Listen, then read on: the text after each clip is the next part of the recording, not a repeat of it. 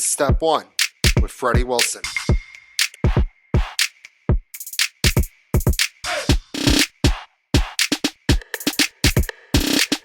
Welcome to another episode of Step 1. I am Freddie Wilson. As a reminder, you can find every episode of Step 1 on Spotify and YouTube. And if you want to see more of Step 1, give me a follow on Instagram at Step 1 with Freddie Wilson and Twitter at Step 1 Podcasts. We have a great show for you today. My good friend Jermey Spiera is joining the show. Also, we got awesome weekend of football to recap where the Oregon Ducks beat the Ohio State University, and the NFC North is the best division in football. All right, let's ride. All right, we got a great weekend of college football to break down, and it all started on Friday night where Utah lost yet again to a school in the state of Arizona. The Utes lost Arizona State last weekend, let me take that back. They lost to Arizona last week, and then they lost to Arizona State this week. Got it mixed up there. Utah went from a clear favorite in the Big 12 to a team that is struggling. And to be fair, Cam Rising was a little injured, and now he's out for the season. So he wasn't himself on Friday night. He was injured. He's done for the rest of the season. So Zach Wilson's brother Isaac is going to be playing for the Utes the rest of the season. So the Utes are out of the picture. And also, I don't think we're talking enough about Arizona State because they are 5-1, and for a team that was pretty bad last year. Let's be honest, they were rebuilding, but Kenny Dillingham has turned that program around in year two. And I know their schedules gets a little bit harder, but they're one of the many teams in the Big 12. I mean, there's like 18 teams in the Big 12 that you just kind of want to keep an eye on because I think they're better than people realize, and I don't think people notice that yet because 5-1 Arizona State, that was not on my bingo card this year. Moving into Saturday, Alabama was looking to make a statement win against South Carolina to show everyone that loss against Vanderbilt was a fluke. And credit to South Carolina, they came out to play. And I think I'm noticing a trend with Alabama coach Kalen DeBoer. And I've noticed this for a long time, since his Washington days. I don't think Kalen DeBoer knows how to blow out teams. His teams are always playing these nail-biter games. I did some research. I do research, believe it or not. I crunched for numbers. So, in his 25 wins at Washington over 2 seasons, 12 of them were one-score games. That's almost half the games. He's a great coach. He knows how to win those close games. But if you're an Alabama fan right now and you can't blow out teams like South Carolina, you're in trouble because the schedule, boy, this get harder. Sticking with the SEC, Texas is back, and so is Quinn Ewers with a dominating win against Oklahoma at the Cotton Bowl. This is usually a competitive game, but Oklahoma has so many injuries on offense. They couldn't really move the ball. They're starting a true freshman at quarterback. Like, the defense held for a quarter, but after that, there was no way they couldn't sustain a drive. And also, Texas is probably the best team in the country, and they had a chance to prove themselves against Oklahoma, and they did, and they have a great opportunity against Georgia this weekend, which we will get into later, of course. We also had a wild game down in Champlain, Illinois, as the Illini blew a lead against Purdue, but were able to hang on in overtime. Okay, so Purdue's not a good team, but they are fighters, and honestly, I don't fault them from going to an overtime to try to win this game. They have nothing to lose. This is a team that has won one game. They felt like they had a really good Illinois team on the ropes. They scored. They're down by 1. They could have just tied it, played again. But they're like, you know what? Let's do it. Because if they got it, they're geniuses. It didn't work out like that. But hey, I'm all for being aggressive. What do you have to lose? You're Purdue. Like, if you got it, that would have been awesome. But no, it didn't work out. Speaking about big leads being blown, USC is an absolute joke of a football team. They were up 20-6 on Penn State. The Nittany Lions pulled out all the trick plays, and tight end Tyler Warren put on a show, and they were able to get the win. Every time I watch USC, I think, maybe they got a little bit better on defense. And maybe they have, but this was an opportunity to get a statement win, and they just couldn't get it done. Also, BYU is currently undefeated. Actually, I want to talk about BYU. I watched College Game Day this week, and I learned that BYU quarterback Jake Retzlaff is the only Jewish quarterback in college football and one of 3 Jewish students at BYU. So, Not to get like, religious or anything, but I'm a proud Jew, and it's nice to see a fellow Jew lighting it up on the football field. Jake Retzlaff, keep up the good work. I did message him, by the way. Obviously, he has not responded, but for some reason he's tuning in this week. Jake Retzlaff, keep up the good work, champ. Moving to SEC, Tennessee might not be as good as I thought they were. Florida's not a good team. You're playing them at home. You are in your mammoth. That's bad. I should backing that up. Moving into SEC, Tennessee might not be as good as I thought they were. Florida is not a good team, and you are playing them at your home stadium. It is a hard place to win at Neyland. And yet, Tennessee struggled a lot of the game, and it took Florida quarterback Graham Mertz getting a season ending injury to bring life into Tennessee, and they still had to go to overtime to win. I still think Tennessee's a fun team. I think now that they are playing real teams, though, they're not as good as we thought they would be. But you know what? I think they are still a fun team, and I like watching Tennessee football. I think the offense is pretty cool. But here's another SEC team that is not living up to the hype. Ole Miss. Ole Miss was really good to start the season, but once they started playing SEC teams, they started fading. LSU is a beatable team. I know it's hard to win at Death Valley at night, but this was a rough loss for a promising Ole Miss team. And LSU got a much needed win. I know it was not the offensive explosion from both teams we thought it would be like it was last year, but it was still a good game, and LSU got a big win. Also, back to the Big 12, Iowa State is a sneaky good team. I don't think we've talked to them at all on this podcast. They went to West Virginia and won. They are undefeated and now a top 10 team and looking like a strong Big 12 contender. And before we go to the Oregon game, Kansas State got a big win against Colorado. I know Colorado has some injuries. Travis Hunter went down in the second quarter, but Kansas State continues to show they are a good football team and also just a fun team to watch. We love the Big 12 on this podcast, and the Big 12 is the most fun conference. And now, the most important game of the week Oregon versus Ohio State. Autzen Stadium was loud, it was electric. Ohio State played a great game, but this was Oregon's game, and they found a way to win. I know we got lucky at times, but we did play a great game. We protected Dylan Gabriel. We didn't turn over the ball. The offense, for the most part, was solid. The defense held strong, and it was just a great team win. Also, I know people are talking about the idea of a Dan Lanning intentionally put 12 guys on the field, which he kind of admitted he did because you know what? He said it himself. They think of every situation possible. And not many times does this situation come up, but when it did, they had a plan. So he knew that in this type of situation, putting 12 guys on the field, even if you got the penalty, it would still take time off the clock because it's not a dead ball penalty in college. It's only a dead ball penalty in the NFL. So it's not breaking the rules. All right. It's called playing chess, not checkers. It's not why we won by any means, but it was a great move at that point of the game. Man, what a great win for Oregon. Sky's the limit for his team. We just beat Ohio State. Since I've started watching the Ducks, which, was 2018, we've beat Ohio State twice, all right? The two best days as an Oregon Duck fan, in my opinion. Moving into the NFL, great week of the NFL, and it all started on Thursday with the 49ers getting a much-needed win against the Seahawks. So the Seahawks started 3-0. They're 3-3 now. I still think they're a good team, but I do think they need a younger quarterback than Geno Smith. And if they want to be really good, they have the pieces on offense to be a good team.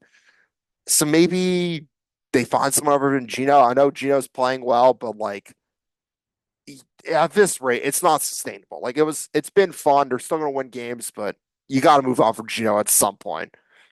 The 49ers are gonna be fine though. And this was a game to remind everyone that they are a good team. Even if Jordan Mason gets injured, they found a way to win. They're down to their third string running back, and yet they're still winning games. They have so many dudes, even with injuries. It's such a good scheme. They find ways to win games. Moving into Sunday, another London game where Caleb Williams and Chicago Bears put on a show for the great people of England as they dominated Jaguars. Jaguars are bad.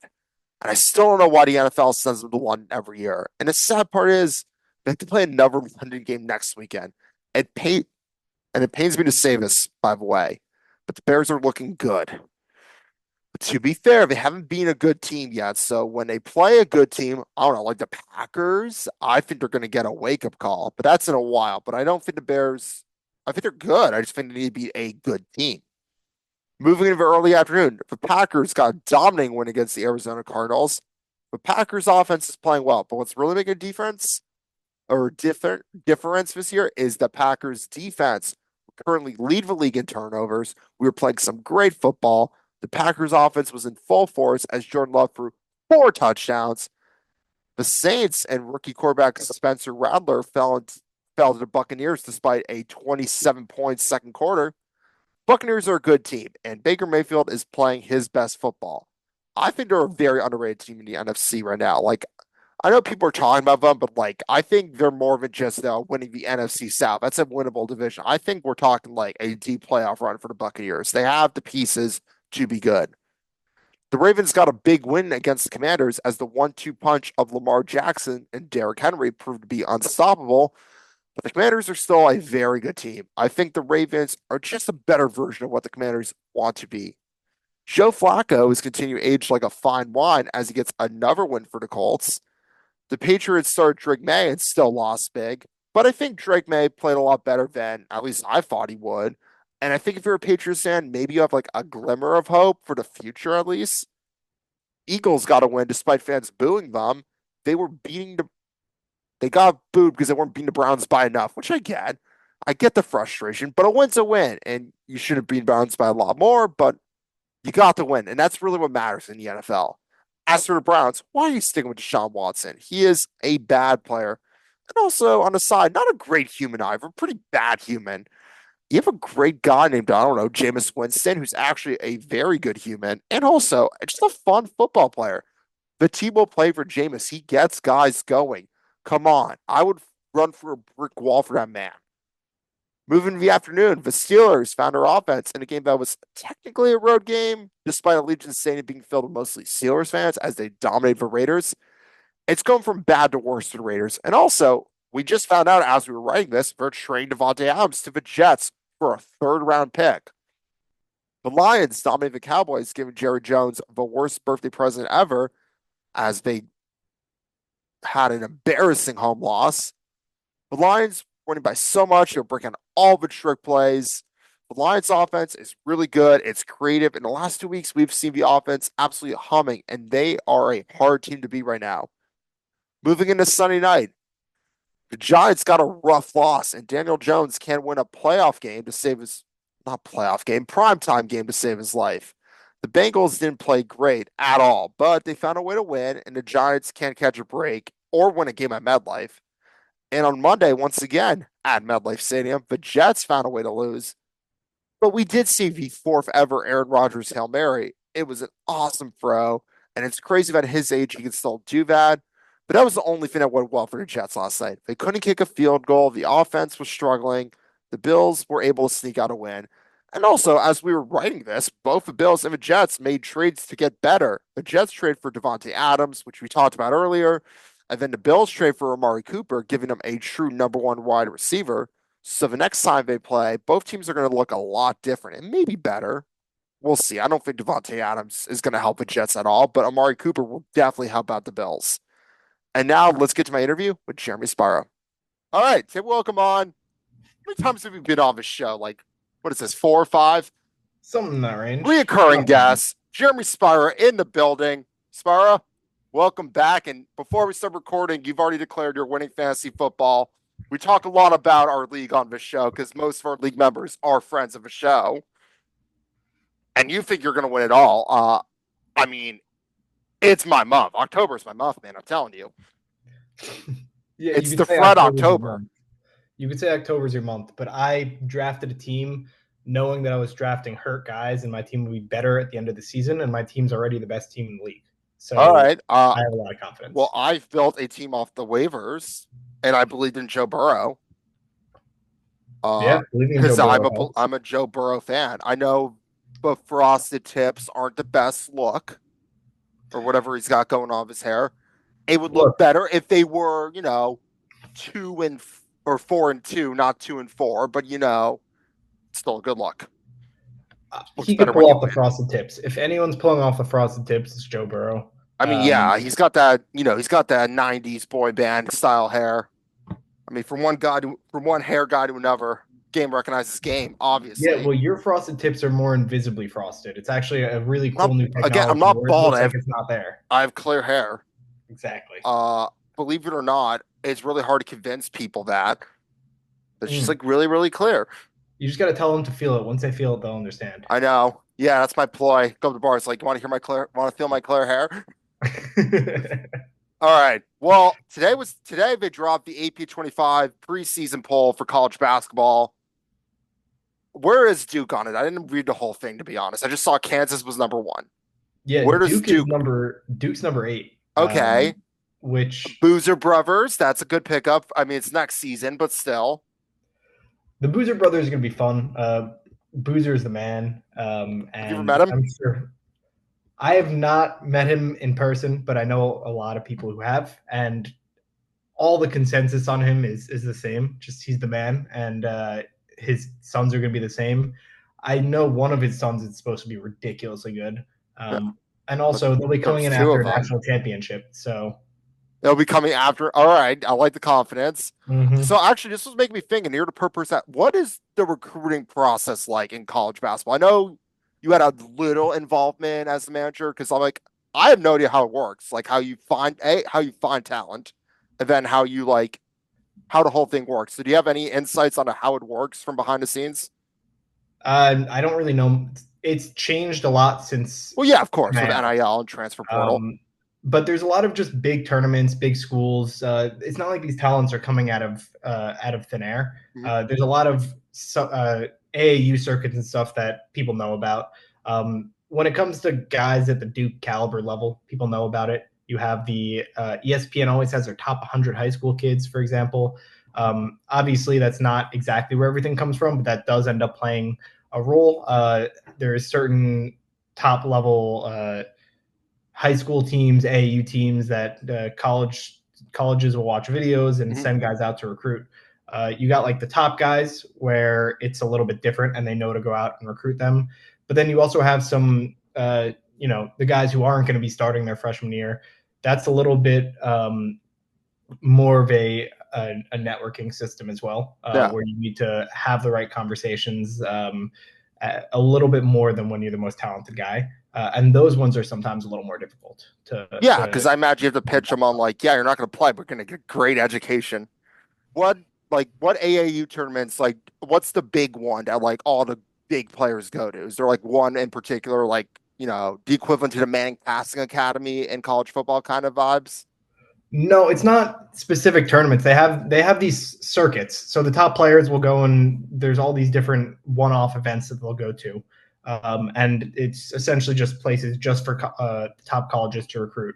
And it's a funnel for all of that. So it's not like there's one specific AU tournament. Um, but these guys, especially nowadays with NIL, these guys are just going from circuit to circuit for a lot of their senior years and sometimes and junior years as well, because that's when a lot of this recruiting happens. Playing in front of different coaches and trying to show out. Some of those games are sometimes a little hard to watch because it's just everyone trying to show that they can dunk and shoot threes and not actual basketball. But that's enough information for a lot of college coaches to make decisions. I mean, if you could dunk the ball, obviously you're my number one pick. One day I'll be able to I dunk. dunked one time in my life.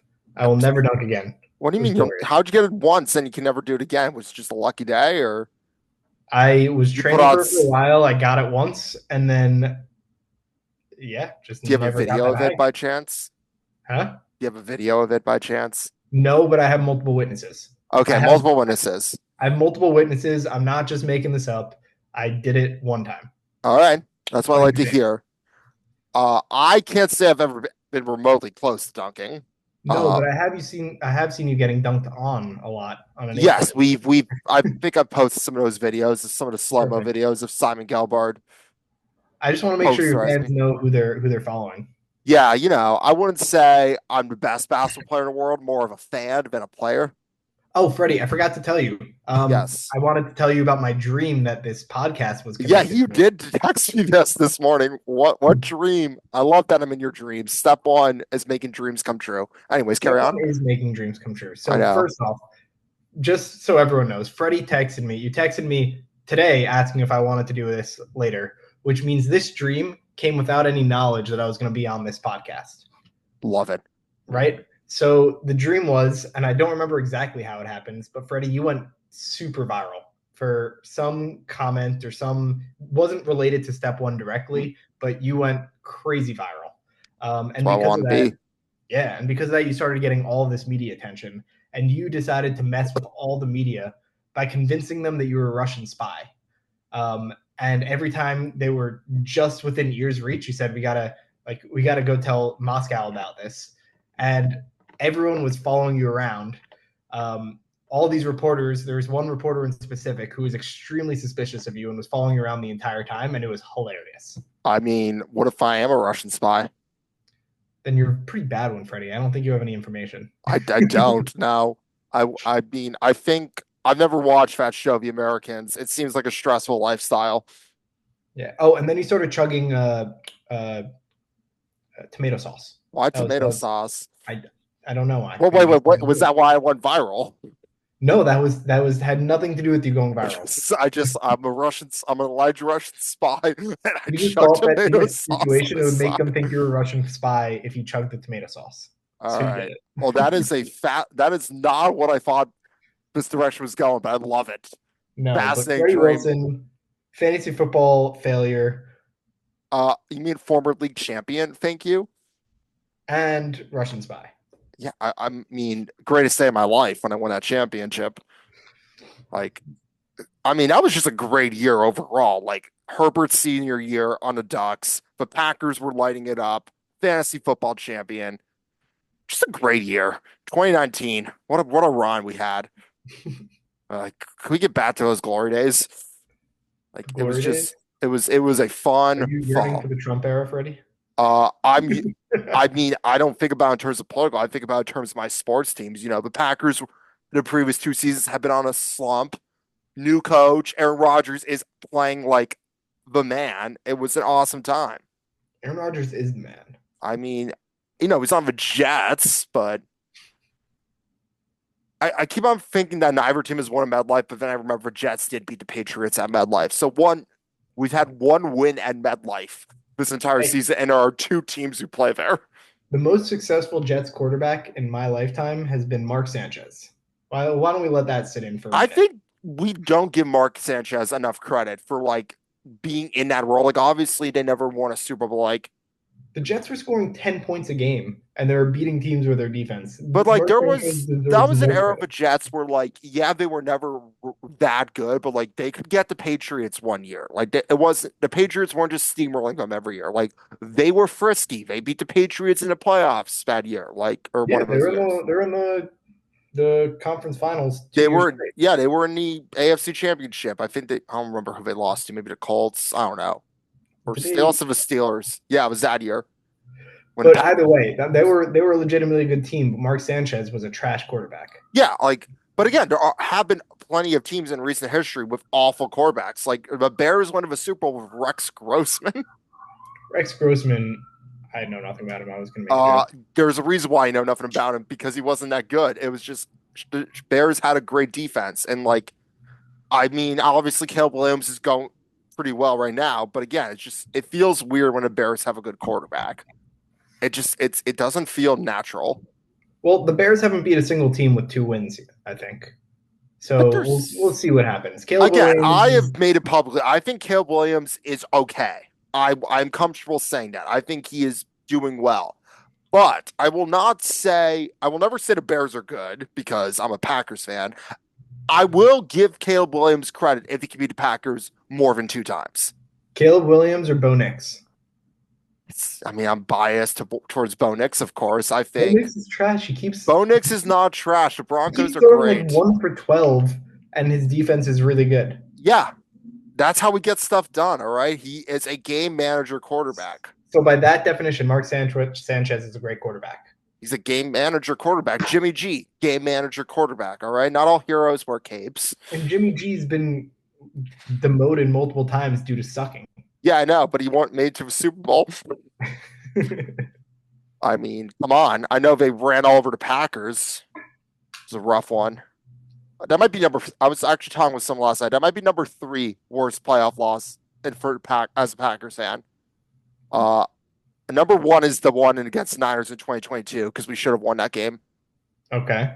And obviously number 2 is the Seahawks NFC Championship. Okay. Where my sister may have ran downstairs to complain about me yelling at the TV because apparently I was being loud. Which sister was this? My older one. Okay.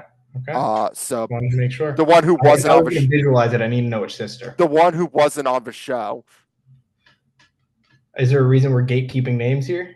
I mean, she's not a friend of a show, and she doesn't really like me blurring out her name on my podcast. Friends of the show. You're right. She was not. I mean, I can. She's not a friend of a show, but my little sister Molly is. Ironically, that was my mom's least favorite episode. The one that featured 2 out of her 3 children. She just felt like it was like I'm like, she's like, you didn't talk about sports. I'm like, yeah, that we just had fun, and it was also the episode I had to edit out the most because I knew my mom was going to be watching, so I wanted to see her children on their best behavior. I do actually have a question. Duke football. I know you don't watch like ever, but they're like 5-1. I know they lost their last game, but are they sneaky good? I think Duke's been solid in football for years now, and they're not top 25, but they're not. They're top 50 team, 50 to 100, whatever. Are they a sneaky good team in the ACC? Yes. The ACC is not that good this year. Obviously, there's Miami, but Duke plays Miami, and someone's going to be Miami. I just don't know who. Someone's going to be Miami.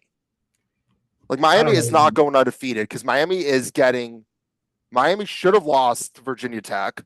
They definitely should have lost to Cal. So someone's going to beat them. They can't keep getting away with this. I think it could be Duke. I think Duke's a sneaky good team for the ACC, and we always have been. When I was in college, there was 2 separate years that we hit the top 25. Granted, we hit top 25. We were number 25, and we lost 3 straight games both times, but we made it to the top 25. I mean, that's an accomplishment in its own right. Exactly. For teams that don't care. I think Duke, I think there are a lot of teams now because of the new era with the 12-team playoff. Like, there's a lot of teams we don't talk about enough. Could be contenders, not to win it all, but like just to be maybe a fringe playoff team. Like, I don't think we're talking enough about Iowa State. We're not talking enough about Duke. We're definitely not talking about Pittsburgh. I don't think Duke's a playoff team. I don't think they are, but I think they're better than usual. We're like the 25 to 50 range, most likely, of teams, and that's not bad. There could be a year that we end up sneaking in, but we're not losing all your coach, your quarterback. It's not the worst thing in the world to be where you are. Yeah, no, I'm happy with it for the extent that I follow it. So are you a football school? We are definitely not a football school. But they're both are lying. What? Schools that pretend they're both are lying. I think there was a stretch where Oregon was both. Because Oregon sucked in both. No. My sophomore year, we were very good about not just men's basketball, women's basketball too. The year with Sabrina. Our football team was lights out. No, that was an awesome year. Like, obviously, Oregon women's basketball's fallen from grace. Yeah, what happened there? I've been told that the assistant coach who was like the really good recruiter, he took a job somewhere else. I think he got a head coach job or a better job, but he was the guy who like actually was like doing the recruiting. So I think once that happened, like no matter how good of a coach we have, and I think our coach is pretty good, we just weren't getting the talent. Yeah, but a big part of college coaching is recruiting. Yeah, I know, and I think he's a big part of it. I think he's a great coach. I don't think he's that good at recruiting, unfortunately. So it was rough. It's been rough sledding, but men's team on the rise, I think. I couldn't tell you if they're ranked. I doubt they are. They will be at some point this season. You heard it here first. At some point this season, they are cracking the top 25. At some point this season? All right. What do you want to bet on it? I'll do $5. No, I don't want to bet money. Money's not fun to Okay, bet. what would I do if I? If I win, Okay, you got to do the chicken dance, full song on the podcast. it's not that bad. I would ace it. Also, I what do you do? Like, I could totally Yeah, do but that. like you have to fully run around the room with the song playing, full song. Okay, easy. What do I get if I win? You got to say I'm you not figure it sure. out. Let me think about that. I'll get back to you by the end of this interview. There we go. There we go. But I think it's going to be different in a Big Ten though with Oregon. Like it's going to be a weird travel schedule. We but the good news is we don't play Arizona. We don't play. Yeah, we just don't play Arizona, but we play some other good teams. We'll Yes, see what we've happens. lost here. Also, we don't have to play Colorado because Colorado always beats us for some reason. It's the altitude. Are you guys supposed to be any good this year? I don't I made think that so. bet with But you knowing nothing about Oregon basketball. I didn't think we were like going to be that good last year, and we beat a good South Carolina team, and we gave Creighton a run for their money. Gave Creighton a run for the money, yeah. Two overtimes, but only two dudes were scoring, so it wasn't really sustainable. We were never going to win. It doesn't help when only two dudes can actually score. It's not always about winning. Sometimes it's about having a good time, Freddie. I mean, did I have a good time watching that game? I had a stressful time. That's probably I true. started to believe. But hey, we won the Pac-12 last year. It was a thing. So there's that. There's that. There's Oh, I we forgot. did. Yeah, you guys were We're in the cranking it at the end of we're the a year. Big Ten school now. We're in Big Ten country. Mm-hmm. Football. Big We Ten beat three four wheel Ohio drive. State. We beat Ohio State Saturday night. Great win. Yeah, no, that was a legitimately great win. It was like I would have been pretty upset if the shoe was on everything. If Dylan Gabriel was the one who slid with no timeout, Dylan Gabriel wouldn't have done that, of course, but that would have been. I can't imagine what it's like being an Ohio State fan right now, knowing like you could have had at least a chance to kick a field goal if your quarterback just didn't slide a little too late. But also, they've been talking about how like maybe a play or two before, like Dan Lang intentionally allegedly put 12 people on a field because there's a rule in college. It's different in the NFL where if you have a 12 people on the field, the clock will still run. They're not going to reset the clock for that penalty. They'll call the penalty, give them the yards, but they're not going to reset the clock. Whereas the NFL, it's a free snap penalty, so they reset the clock. Interesting. So Don't hate the again, player, hate the game. it's called playing chess, not checkers.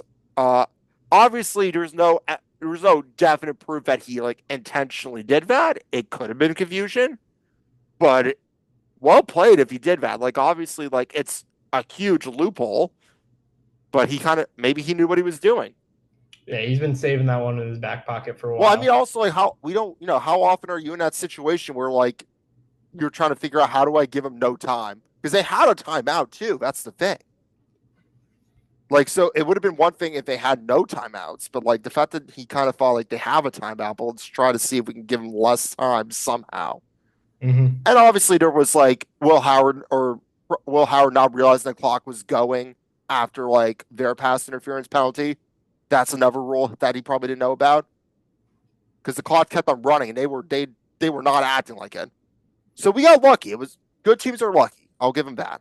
But I think the schedule is very manageable for the Ducks. We play some good teams. We play You guys Michigan, are of in a good course. place to make the college football playoffs and get spanked in the second round. I mean, possibly. I think we're a good team. Yeah, good teams will do that. And again, I think we're gonna. I think we still have a viable chance. I still think we have not played our best football either. It's just no one's near Texas right now, and it's not even close. But the thing is, Texas's schedule gets a lot harder. Like, let me take a look here. All right, let me pull this up. Yeah, I'm curious now because I know obviously the big game this weekend's Texas versus Georgia. Texas football. I think they play some good teams. So let's see. They got Yeah, they Georgia. play Georgia, Vanderbilt. It is okay.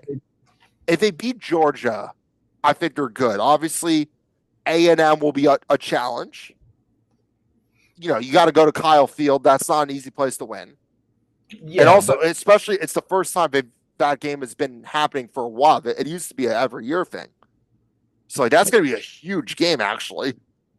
If A&M continues to play well, which I think they will. I think they're a very underrated team. I know, but this year they beat. Let's just go through their schedule. They beat Michigan, who at the time was considered to be. Also going to the big house, hard place to win. I'll give them that. They beat Oklahoma, but again, Oklahoma was badly hurt and They beat freshman Oklahoma, quarterback. but they blew these teams. They blew all these teams out. They beat Yeah, Colorado. again, I still think I still they deserve to be number all their one. other wins are But multiple touchdowns. Like again, no one's been within arm's reach of them. they They're going to do beat play. Georgia by like 2 touchdowns. They do play Vanderbilt though. Yeah, no, the giant killer, right? Gonna be So on here here's my thoughts on Vanderbilt. I don't think they are the best team in the world because I don't think they are. But I think Vanderbilt has got to the point where they have a good enough scheme that no one's really ever played against, where they're not a walk in the park. You still have to like. I think at this point you can't just write them off saying it's a win. I think you have to prepare for Vanderbilt. Disagree with you, Freddie. Every single college football analyst says. No, I'm not saying they're unbeatable. I think they're very beatable. I just think they've got, for their standards, they're at the point where like at least you have to try to beat them. It used to be the easiest win possible. It used to be like going to Nashville. It's like 2/3 your fans if you're a road team, because that's just how it works. Because think about it. If you're let's say for the Alabama game, for example, assuming that if you're an Alabama fan, you go to Vanderbilt, you're in Nashville, your team probably was going to win. Obviously, they didn't, so it didn't work out for them. And you got to go to Nashville. And then the rest of the fans are a few Vandy fans who want to show their face. But things are changing in Nashville a little bit. I'm not saying they're good. I'm just saying they're better than they have been. But they were so bad that, like, I don't think you would have considered saying that if they didn't beat Bama. I think of this course more not. shows Of that course. Bama's fraudulent than Of course Vanderbilt. not. I think it just, again, it more shows that Bama's fraudulent. Like, I mean, if Bama lost to South Carolina this weekend, but I've also, and I think I've talked about this early in the show, like, Kalen DeBoer loves winning close games. The man has a lot of trouble blowing teams out. He just loves those close games. He wins most of them. I think he's won pretty much every close game I've ever seen him coach. He just will give the fans of his teams a heart attack, but they'll win. But it's not again. But Washington last year, like half their wins were 1-score games. Of course, but that's again not this. That's not the formula for a good team. If you're a good team, that was a team that produced a runner-up Heisman winner and a runner-up national champion. Like that's still for Washington. It's a pretty good season. Runner-up. Talking about runner-up. I know runner-up. I know, but still, and come on, they beat Texas. About runner-ups. We're talking about runner-ups. We're talking about no champions. We're talking about. They were a very. I think Bama's. We'll see how they fare against Tennessee because Tennessee's also might be a fraud. I was thinking Tennessee had the most like unstoppable offense and the defense was way better. And the last 2 games have not gone well for Tennessee. Look, I think that there's more to learn from the college football season, but the champion is without a doubt in my mind going to be Texas. It's going to be Texas. It's not even close. Right? So Texas is back. Texas is back for a year, and they're going to be bad again next year in comparison. Even with Arch. I think Arch should put him in a position to be really good because I think he knows their system. He's learned from a great quarterback. I think Arch is going to be really good next year. Arch equals Bronny James. Just because he's got a name doesn't mean they're any good. Did you not see him play when he was filmed for Quinn? The guy can play. But first of all, I would not compare him to the great Bronny James. Bronny James has. I saw a stat recently. He had the worst plus minus in the. I think Bronny James isn't the best player ever, but I think I wouldn't go far to compare him to Arch Manning. I think Arch Manning is a way better player at his sport, obviously, and it doesn't hurt that your last name is Manning. I would take Arch Manning in basketball too. You would take Arch. Again, also, like, yeah, it's a little bit nepotism, but if it was real nepotism, he would have gone to Ole Miss. He would have gone to Tennessee. No, he wanted to be his own guy. He went to Texas. Like, Obviously Ole Miss and Tennessee, my bad, not LSU. Peyton Manning went to Mm, Tennessee. They were probably like, your uncle went here. You got to come here. And he's like, nah, I'm gonna, like, do something different. Good for him. good for him. We'll Like, see. We'll see what happens with him. I also think like the fact that most Ole Miss fans are still clinging to the days of Eli Manning, it's gotta be rough. Hey, yeah. I We've mean, we've they talked did. about the very I wouldn't say depressing life, but very mediocre life of an Ole Miss fan. It is the Brady killer. Eli Manning is the Brady killer, He and is. you got to respect the people who consistently beat the greats. All right. Well, speaking about Consistently. Giants quarterbacks, Daniel Jones, how do you watch that man every week? He gets way too much hate. Really? Yeah, he's been playing solid this year. Yeah, but solid. He's I'm still not impressed, to be honest, by his He's a work. middle of the pack quarterback. He was Okay. paid maybe a little bit too much money too, but he was the best available at the time that we signed him. He's a He's the middle of the best pack quarterback available. at You the could time have we signed him. you could have Yeah, signed Saquon. yeah, we should have re-signed Saquon, but also we have not been having an issue at the running back position. We've Yeah, but been boy, Devin, Devin Singletary, Tyrone Tracy's been great too, um, and he's not been the issue. The Giants could have won two more games easily. They were this close on multiple games. yeah, I It think sucks that Dable decided not to bring a kicker to a game. That was bizarre and atrocious to watch. they should sign that kid who at Oregon who kicked the field goal for college game day. Would have been better I than when the kid what at they Cal had. did, I DM'd the Packers and I'm like, yo, sign this kid now. Like, you need to Yeah. get this kid. Like, our kicker blows. Like, Did you tell them that you're the Freddie Wilson of step one, the one that they've I been mean, I talking sent it from about? a step one account, so like obviously I was hoping they would notice for show, maybe, give me a little credit, but nah. Said, uh, if I'm gonna get anyone of a show, I don't know who it would be, but one day I'll get someone. I don't know where that sentence was going, to be honest. Yeah, that sentence was That going. sentence went absolutely nowhere. I had an idea that I I'm don't know not where it someone, went. Freddie. I'm not someone. Get out of here. You are someone, but I think I've talked about it a few times. I am looking into seeing if Jane Daniels remembers me from the Heisman. I'm doing a little recon into that. Hell yeah. Uh, so far, no response, but we're finding out. We're finding out. So I've been told this about celebrities. If you Yes. reach out to them thousands of times from different accounts, eventually you'll be served a warning. Okay. I don't do that, fortunately. I'm not. Who has that kind of time? You can It's send like and make it automated. it's like dating. ChatGPT, Like, dude. you know what? This time they're gonna say yes, but you should Mhm. send that third text. That actually, what is the most appropriate amount of text? Before we get to our final question, what is like the most appropriate amount of text? If it's, say, man or woman, you're texting a romantic interest, how many times should you text them before you realize they're probably not going to get back to you? I think Um, two's enough. are Don't we send a third. considering? Are we doing like significant period of time between texts, or is this like I'm sending my stream of I would, thoughts and I'm sending five texts in a well, five? that's different. I know people who send multiple texts at a time. I'm talking like significant, like you send a text, they don't respond Okay, for like a Freddie, day. you should do 12. Okay, 12's the number. I thought it was more like no more than two, but I would say three. I okay. think three is the cap.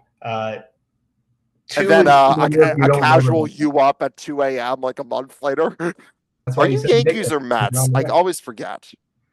Oh, I'm usually team baseball sucks, and everyone who likes it is stupid. Okay. I mean, I kind of like baseball for the vibes. So you're kind of stupid for the vibes. I like going to the ballpark in the summer. Also, like, I'm not gonna lie, like girls in baseball outfits at the ballpark in the summer, big fan. Interesting. Girls in baseball Like, outfits. I'm not talking about like baseball. I'm talking about like like a Red Sox jersey. I don't know. I'm a big fan of just Like people the in baggy sports. Red Sox jerseys No, that no, they you. wear.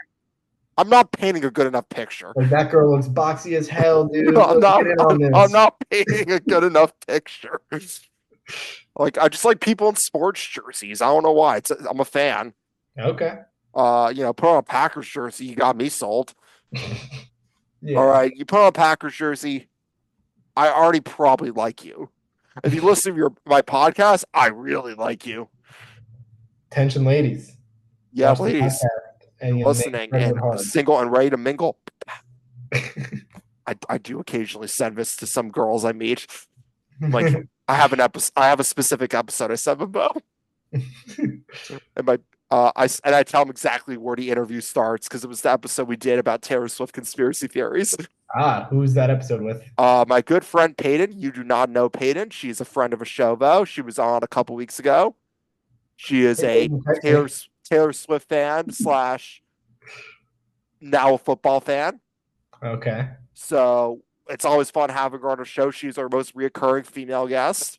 Peyton, if you want my number, ask Freddie. He'll send it. You got it. You're also very much not single, but shoot your Why, shot. why you gotta go? Why you gotta go ruin my situation, Freddie? Fair enough. Fair enough. All right. Before I let you go, I've been doing this every week. Super Bowl picks. I ask every single guest we've had on the show since the start of the season. So I don't really know what I'm going to do if whoever gets the closest or if someone gets a winner.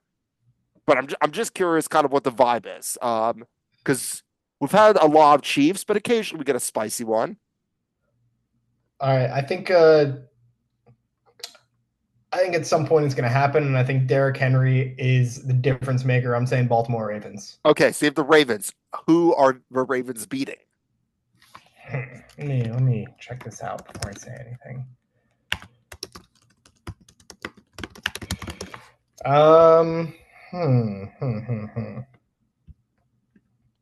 Because I do agree with you. I do think the Ravens have a great chance to win the AFC. I think they could beat the Chiefs in the playoffs. I really do think that could happen. I think they're going to beat. I don't think they're going to beat anyone crazy, but I think it's got to be an NFC team. Someone's got the NFC is the hard. I it's find gotta to be the be. harder one. It's hard to bet against the Vikings, but I'm going to go with the other NFC North team. I'm going to say the Lions are going to. Okay, I like that. I like that one. You know, funny enough, last week Nadav guessed Ravens over Lions as well. That's terrible. That means I know nothing about the sport. What are you talking about? Nadav knows so much about football. He just eats, sleeps, and breathes football. Nadav is so scholarly. Yeah, he was just telling me how he just loved Peyton Manning as a kid and cried when he won the Super Bowl with the Broncos. Not the first time he won the Super Bowl, the second time. Yeah, of course. That was obviously the most emotional victory in sports history. Have you ever cried as a result of sports, good or bad? I got hit in the nuts once when I was playing basketball. That one Okay, hurt. but that's you partaking sports. Have your teams ever like made you cry? Listen, I've been a Knicks fan my entire life. I've been So crying you cry every season. 26 years, okay? I don't know if I've definitely like got more anger. I don't think I've ever cried. I've definitely like spiked a jersey though. Like I think the last Packers game Wow. with Aaron Rodgers. Aggressive. Spiking cloth. I mean still. Scary. I've definitely like one time when the Packers lost in the playoffs, I definitely like played It's So Hard to Say Goodbye. Like I did a lot of Boys to Men songs. I think I played End of the Road. I know it's just like I think I played what was that song by Coldplay where like when you try your best but you don't succeed. Oh man. So I think I have like a I don't have a playlist made up, but like I have like a set of songs that I might play if like my team gets eliminated. So you know, I don't think I've ever cried though, but I've definitely like screamed at the TV a If you need, lot. I'm happy to sock you in the face while you're watching the Packers lose one time, and you'll cry, and then you can say it's from the Packers. I mean, Just as a good friend. I mean, if the Packers lose again, sure, but I'm feeling pretty good about them this year. I don't know. Last time we watched Packers together, who won, Packers or Giants? You tell me. Tommy DeVito, man. Tommy Dix, Tommy DeVito. the quarterback who actually couldn't throw the ball for his life. But he won games. Won games. He won a few games. I mean, we're a pro Tommy DeVito podcast, obviously. Obviously. Like, great story. American hero, really. Who are your other sponsors again? Who are unofficial sponsors. We don't have. I mean, we obviously had that sponsor early on, but they're no longer a sponsor. They told me not to, so I can't name them anymore. Let's just say they are a popular brand that you can find at your local convenience store. Oh, was it the one that wouldn't let it because you're too small? Uh, they thought I was misguiding people about their marketing. I don't know. They Mm. didn't actually do this, by the way. I'm just joking around, but my mother I, watches the I'm show. I'm sure you didn't have a conversation with the I big corporation absolutely about did not. not marketing their product. I could absolutely say this. I don't think they would ever notice, but we're just gonna pretend like they did. But Okay, who else? We're you can Taylor find Swift it. Taylor Swift. sponsor. I did actually have a sponsor for Taylor Swift Eras Tour movie because they wanted the NFL to do it for free, and I'm like, I'll do it for free, so I did. It was an First of There all, you I go. actually Problem didn't want. solved. The thing is, I never actually saw the movie. I went to the concert. I didn't need to see the movie. I lived it. Greatest night of my life. And with that, this has been awesome. Always glad to have you on the show. Hopefully we'll get a. I'll see you in a few weeks when I'm in the city. By the way, it's gonna be so sick. All right, see you, Spyro. Got another awesome weekend of college football, and it all starts on Friday night with the Ducks going out to West Lafayette, Indiana, to take on the Boilermakers. I'm not nervous. They are no Ohio State, but Purdue plays hard. So it won't be a cakewalk either. This could be a trap game, but I think the Ducks are going to be fine. We also have a fun one on Friday night with Oklahoma State going out to Provo to take on the BYU Jew, Jake Retzlaff, and the Cougars. This will be a fun game.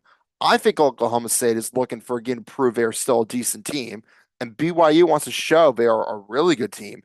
It's a great Friday night lineup for college football. Moving into Saturday, we got the Nebraska Cornhuskers heading out to Bloomington to take on the Indiana Hoosiers. Still have no idea what a Hoosier is. I've been down a rabbit hole many times. Just a side note, no one can tell you why they're called the Hoosiers. The legal definition of a Hoosier is a person from Indiana, but it doesn't mean anything. All right, anyways, back to the point. Indiana's a really good team, but I think people are not talking about Nebraska anymore. And you know what? Nebraska is a lot better this year. And also, if Nebraska wins this game, they'll have 6 wins. And for the first time in 8 seasons, they're going to go to a bowl game. So I think it's going to be a tight game. I think Nebraska is going to play with that goal in mind because that's a huge deal if you're a Nebraska fan because obviously you want to be way better, but going to a bowl game will be a win for Nebraska. So I feel like you want to get it done right here, right now, especially against an undefeated Indiana team. So this is going to be a fun game. Moving to the SEC, got an awesome slate of SEC games. It all starts with Tennessee versus Alabama. Neyland's going to be rocking. Both teams need a stable win, so this game means more than usual. Not only does the winner get to smoke cigars and sing Dixieland Delight, which Alabama fans will claim is about Alabama, Tennessee fans will claim it's about Tennessee. I don't know. It's just a banger, and it's a fun song to sing. But it's going to be a significant win for either team, and also just a gun-wrenching loss for whoever loses. We also got a ranked matchup in the Big Ten with Illinois and Michigan. Michigan's still trying to find a quarterback. They've tried 3 of them, and Illinois is playing really well right now. And this would be a huge win for the team, just for bragging rights to say we beat Michigan. Even if Michigan's down, you still beat Michigan. They are the big dogs of college football. So obviously you want to beat Michigan. And Michigan football is just hard to watch right now. They're still a good team, but they can only run the ball, and it's just not sustainable, especially in this new Big Ten. And to cap off Saturday, we got an awesome top 5 matchup. Georgia versus Texas. Texas is really good. They seem to have no weaknesses. And if they win this game, the rest of their schedule is very manageable. Georgia is still a good team, but not as good as the past few years. It's going to be a great game, but I do think Texas wins this game. And I don't see anyone stopping Texas right now. And they are. And I can't believe we're saying this. They are officially back. All right, moving to the NFL, we got a good weekend of NFL games coming up, and it all starts Thursday with Sean Payton going back to New Orleans to take on the Saints. This will be an interesting game, assuming Spencer Rattler starts again for the Saints. We're gonna have a rookie quarterback duel with Spencer Rattler and Bo Nix. I think the Broncos are gonna be a good team. The defense is solid. It's just Bo Nix hasn't quite taken off yet. And again, we're high on Bo Nix on this podcast. We love Bo Nix on this podcast, but he just isn't the difference maker that I want him to be yet. But I will never say about Bo Nix. Thank him for all the memories. Moving into Sunday, we got another London game with the Jaguars, of course. And this time we're hosting the Patriots. This is a terrible London game. Why does the NFL think this is a good idea? Both teams are awful. You never thought they were going to, no one ever thought this was going to be a good matchup. The NFL needs to get it together with the London games. Get the fans what they want, all right? People in London actually want to watch football, not Trevor Lawrence try and then Drake May, maybe he plays well. But I think Patriots fans are going to get false hope if they win this game because the Jaguars are not much better than them. So Patriots fans might be like, yeah, we won a game. Great. You beat the Jaguars. What do you do? I can't say I'm planning on waking up to watch this game. It's not worth my time. It's going to be abysmal. In the early afternoon, we have a fun set of games. We've got a big NFC North matchup with the Lions and Vikings. Vikings are undefeated, and somehow, and the Lions are playing some great football. This will be a great game, which is not something people ever say when it's Lions and Vikings. The Packers are also playing the Texans, which will be a fun interconference matchup. The Texans are a solid football team, and I think the Packers have their work cut out for them. And if they want to show everyone that they are, in fact, a really good football team, this will be a great win to do that. And I don't think the Packers have been a team with a winning record yet. So let's change the narrative. Let's beat the Texans. It's going to happen. We got an AFC North matchup with the Bengals versus Browns. The Browns are bad, and the Bengals really need to keep winning. For some weird reason, the Browns always beat the Bengals. So this game's gonna be an outlier for the Browns if they win. But they have Joe Burrow's number. I don't know what it is, but maybe Joe Burrow will change the narrative because they need to keep winning games because they had a rough start to the season. We also have Saquon Barkley returning to MetLife to take on the Giants. The Giants have won a game at home, and this would be a great first home win if it can beat the Eagles, but I think the Eagles are a lot better. Moving the afternoon, we only got three games, and the only one worth talking about is our Super Bowl rematch, 49ers and Chiefs. The Chiefs are still undefeated, and they were somehow even better than last year. And the 49ers are still good. They just got some injuries. I hate to say it. I don't think C-Max come back. I think Christian McCaffrey's injury is so much worse than everyone thought it was. I don't see a world where he comes back. But I do think the 49ers are going to play extra hard this game. They want revenge from the Super Bowl. This is going to be a fun afternoon game. Then moving into Sunday night, we got Jets versus Steelers. The Jets need to win badly, and Devontae Adams is now a Jet, so that will help a little bit. But the Jets are just a cursed organization. The Steelers seem to have found some sort of offense, and they might also start Russell Wilson. So we'll see how that goes. It's going to be an interesting game on Sunday night. I really don't know what to expect. I know the Steelers defense is going to play lights out, but like we'll see what the Steelers offense can do. And also, it's like the second Sunday in 3 weeks where they just go to Pittsburgh. Interesting choice. Wouldn't be my first choice of Sunday night primetime games, but you know what? We're doing it. On a Monday night, we got two games. The important one is Buccaneers versus Ravens. Both teams are playing well right now. Both offenses are humming. It's going to come down to which defense steps up. And they're also two very different offenses. So I think it's going to be a really high score game, and I'm really looking forward to this one. The second game, which is on ESPN Plus, it's Chargers versus Cardinals. Both teams are average. I'm not sure why we're having ESPN Plus exclusive game, but funny enough, I have ESPN Plus, so I'll probably tune in. The Chargers are better than last year, and the Cardinals can be good. So this gives a toss up. But they're also both very mediocre teams, so it doesn't really matter. That's our show for this week. Thank you so much for watching. We will be back next week. Big Fred, over and out.